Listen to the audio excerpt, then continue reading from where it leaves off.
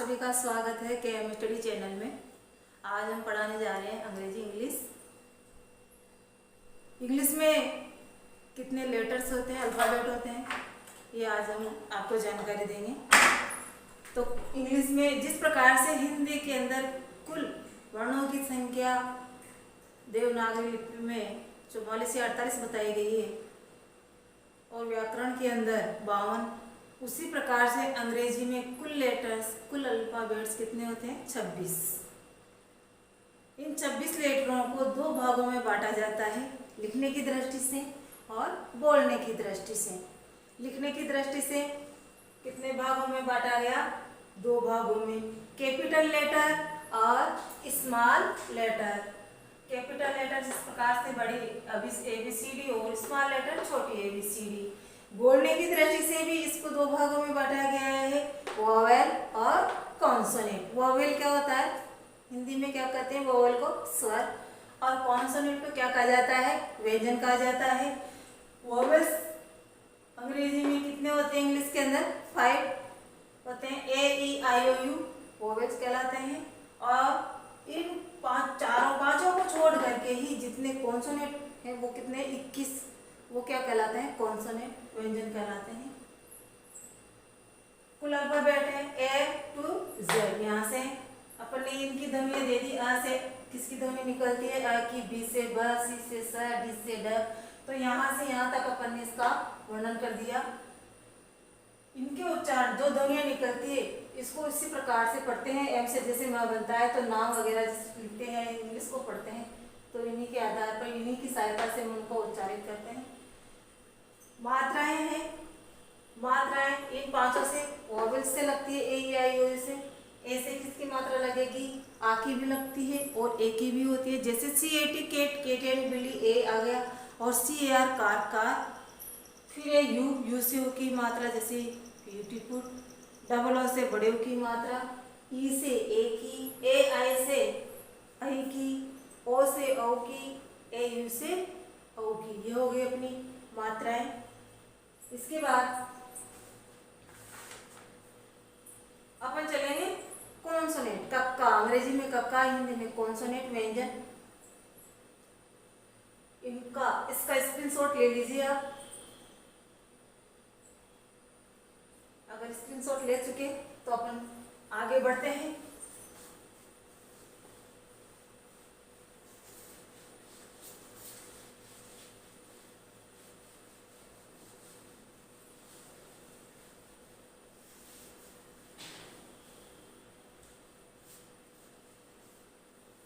अब आगे अपन लिखते हैं कॉन्सोनेंट।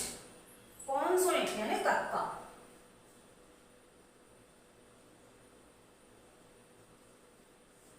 व्यंजन,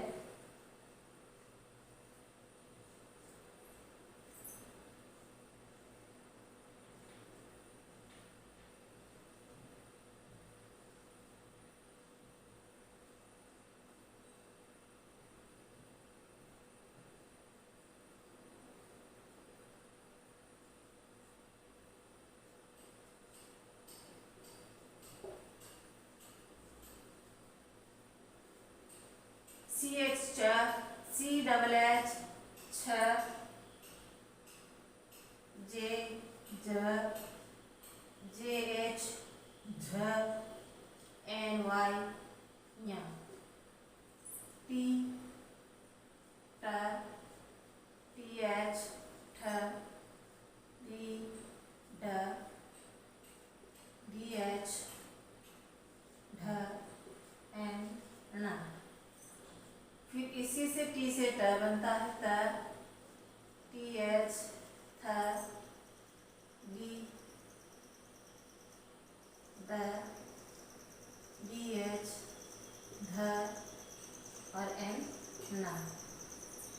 P प, PH फ, B ब, DH भ, N म, Y य, R र, L ल, V व, SH श, एस एच स एस स एच ह। फिर अपनी लाइन आती है कौन सी, के एस एच स या त्र जी वाई अगेन। ये हो गया अपना कॉन्सोनेंट। अगर ये याद कर लोगे आप तो हिंदी वैसे ही इसका इंग्लिश का ट्रांसलेशन हिंदी में से कर सकते हैं अपन। फिर है अपना जैसे बारकड़ी लिखते हैं हिंदी के अंदर, वैसे ही अंग्रेजी में कैसे के की लाइन का की लाइन ले लेंगे, के ए, क्या होगा ये का, के एच ए खा, जी ए गा, जी एच ए घा। इस प्रकार से आपकी कैसे लगा देंगे तो पूरी के ए का, के आई की,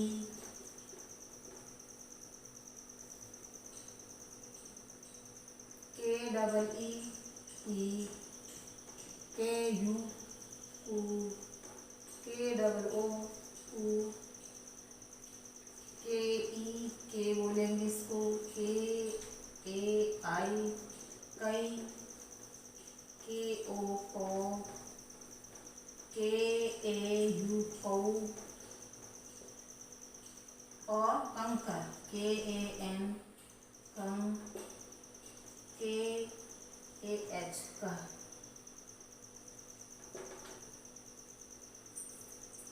इस प्रकार से इसका एक बारकड़ी का रूप होगा। जैसे अपन को नाम लिखना है, मान लो राम लिखना है, राम, इसकी अंग्रेजी इंग्लिश बनानी है अपन को। र किससे बनता है, आर से, आ की मात्रा ए से, एम से क्या बनता है मा, ये हो गया राम। इस प्रकार से हम इनको सीखेंगे, उच्चारित करेंगे।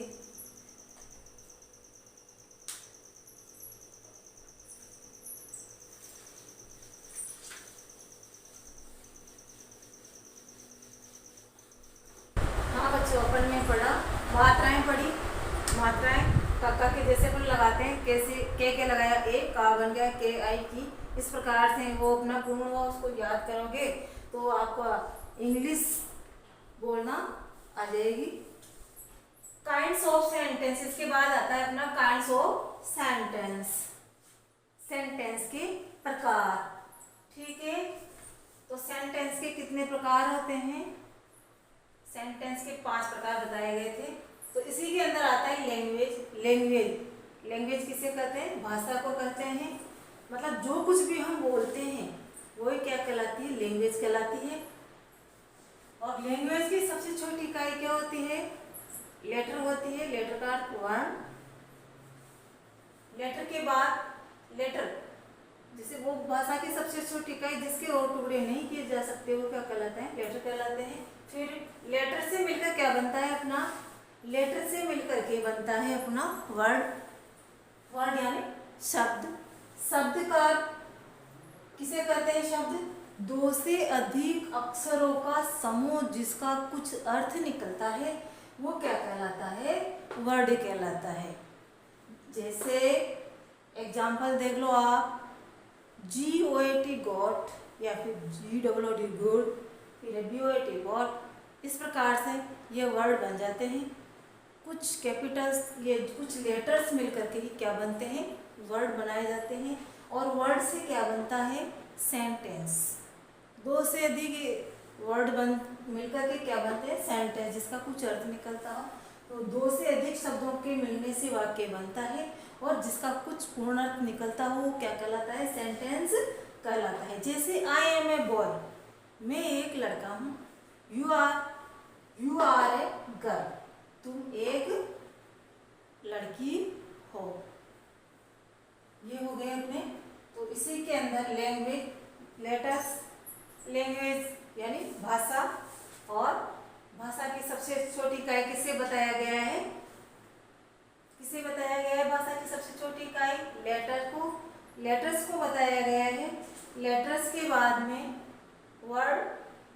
से मिलकर ही वर्ड बनता है और वर्ड से मिलकर के सेंटेंस बनता है। इस प्रकार से इनका अर्थ पूर्ण हुआ। आगे अपन देखते हैं कि सेंटेंस कितने प्रकार के बताए गए हैं। 5 प्रकार के बताए गए थे सेंटेंस। इनका स्क्रीनशॉट ले लीजिए आप लोग।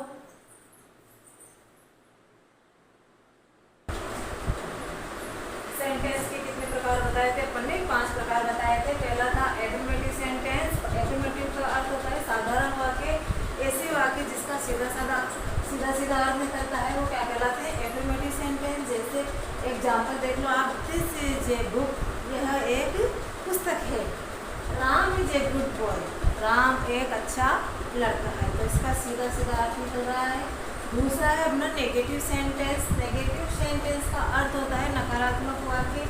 ऐसे वाक्य जिसमें नकारात्मक शब्दों का प्रयोग होता है, जैसे नो, नोट, नेवर आते हैं, वो क्या कहलाता है? नेगेटिव सेंटेंस कहलाते हैं। एग्जाम्पल इसके है, this is not a book, this is not a book, this is. इसके बाद में हेल्प नोट के बाद इसका प्रयोग किया गया, नोट का प्रयोग किया गया।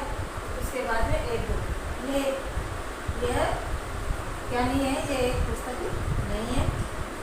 इसके बाद तीसरा वाक्य आता है अपना इंट्रोगेटिव सेंटेंस। इसके बाद कौन सा वाक्य आता है? Interrogative sentence. इंट्रोगेटिव यानी प्रश्नवाचक वाक्य, जिससे प्रश्न पूछा जाता है वो प्रश्नवाचक वाक्य कहलाते हैं। ऐसे वाक्य जिसमें कोई भी होता है, जिसके द्वारा कोई प्रश्न पूछा जाता है वो क्या कहलाते हैं? प्रश्नवाचक वाक्य कहलाते हैं। जैसे एग्जाम्पल देखो आप, इज दिस ए बुक, क्या ये पुस्तक है? तो यहाँ पे अपन किसका मार्क लगा देंगे? प्रश्नवाचक चिन्ह लगा देंगे यहाँ पे। और हेल्प वर्ब, प्रश्नवाचक बनाते समय हेल्प वर्ब पहले आ जाती है, इसके बाद में पूरा वाक्य कैसे दिया जाता है। ये कौन कितने सेंटेंस हो गए अपने पास में? 3 सेंटेंस हो चुके। चौथा है आपका इंपरेटिव सेंटेंस। इंपरेटिव सेंटेंस का अर्थ होता है, क्या होता है? आदेशात्मक वाक्य, जिसमें आदेश, आज्ञा, मना ये शब्द दिए जाते हैं, वो क्या कहलाते हैं? इन शब्दों का प्रयोग किया जाता है, वो आदेशात्मक वाक्य कहलाते हैं। और फिर है अपना एक्सक्लेमेटरी सेंटेंस। एक्सक्लेमेटरी सेंटेंस किसके कहते हैं? आश्चर्य दर्शाने वाले वाक्य, आश्चर्य दर्शाते हैं। जैसे कुछ वर्ड है, हुर्रा, ओ, वाट, एलास, ये सारे क्या है? एक्सक्लेमेटरी सेंटेंस के वर्ड हैं। तो अपना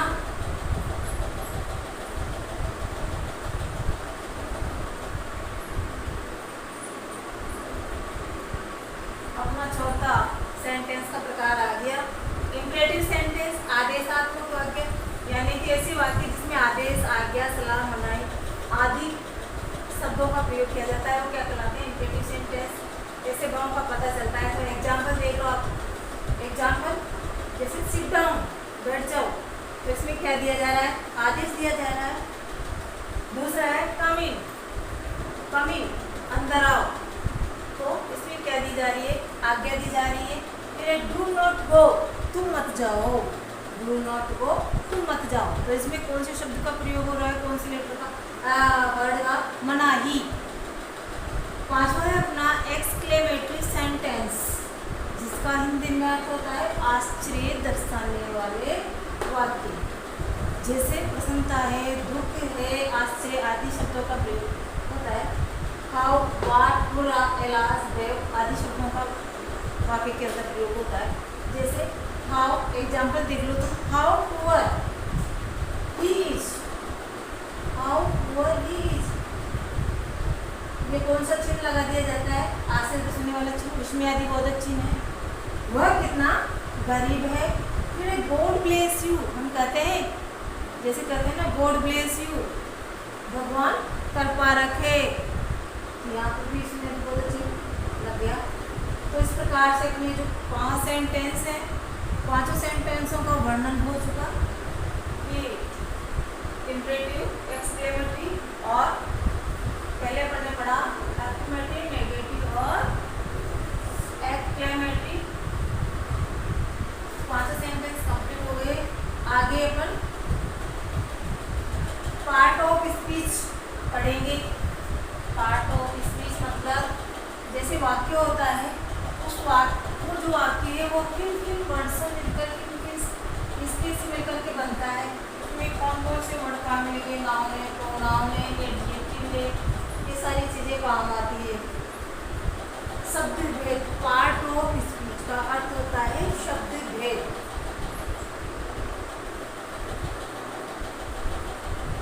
पार्ट ऑफ स्पीच, इसका अर्थ होता है शब्द भेद। जैसे उदाहरण देते हैं, उदाहरण के तौर पे आप लोगों को समझाया जाता है Ram and Shyam. Ram and Shyam are very good friends. Are very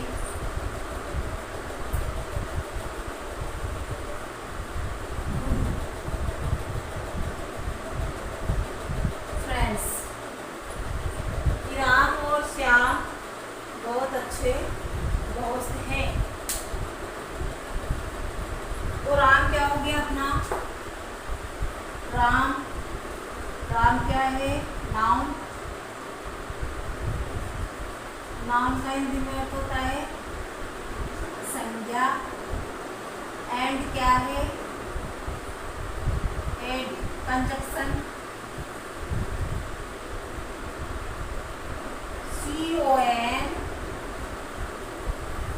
JUNCTION conjunction यानी समुच्चय बोधक अव्यय जो बोलते हैं अपन। JUNCTION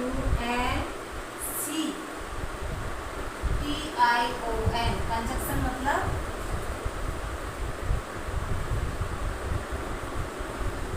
समूह चे बोधक अव्यय, या इनको वाक्यों को जोड़ने वाले शब्द भी कर सकते हैं। फिर ये श्याम क्या आ गया अपना? ये भी नाउन है। श्याम क्या है? नाउन, क्योंकि एक नाम है इसलिए इसको नाउन कहते हैं। आर क्या है?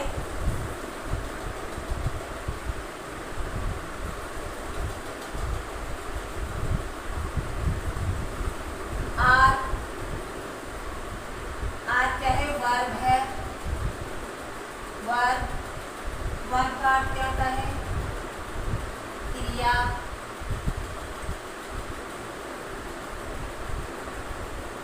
फिर वेरी, वेरी क्या है? वेरी एडवर्ब है। ये क्या है? ये एडवर्ब, क्रिया विशेषण, जिसका अर्थ होता है हिंदी में क्रिया विशेषण, क्रिया की विशेषता बताने वाले। गुड क्या है? एडजेक्टिव। गुड क्या है?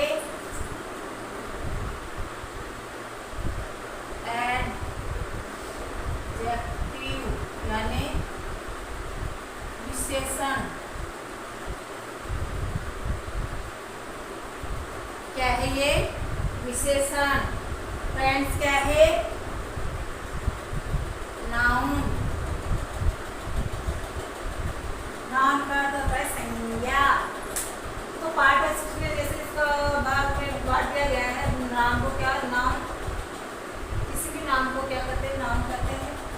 एंड कंजक्शन कहलाता है वाक्य को जोड़ने वाले शब्द। श्याम भी नाउन है। आर है वर्ब, क्रिया जो कहलाती है। वेरी क्या है? क्रिया की विशेषता बताने वाले शब्द क्या कहलाते हैं? क्रिया विशेषण एडवर्ब कहलाते हैं। गुड यानी विशेषण है। इसकी विशेषता बता रहे हैं फ्रेंड्स की, तो एडजेक्टिव कहलाता है विशेषण।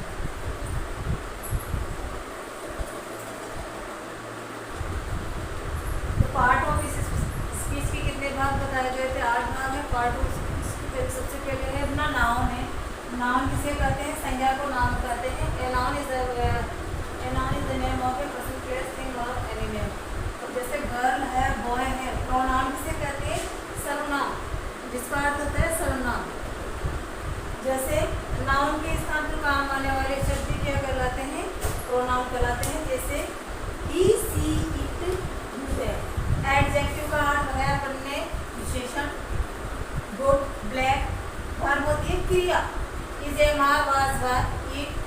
आदि क्रियाएं कहलाती है।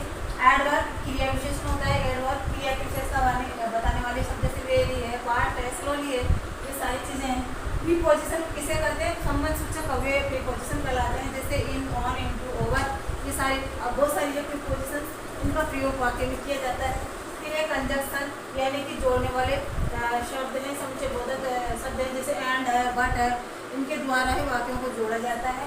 और इंटरजेक्शन, इंटरजेक्शन का अर्थ होता है विस्मयादि बोधक अव्यय, जैसे आदि, ये शब्द विस्मयादि बोधक कहलाते हैं।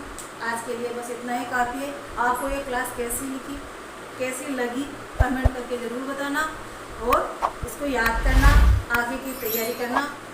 ठीक है, धन्यवाद।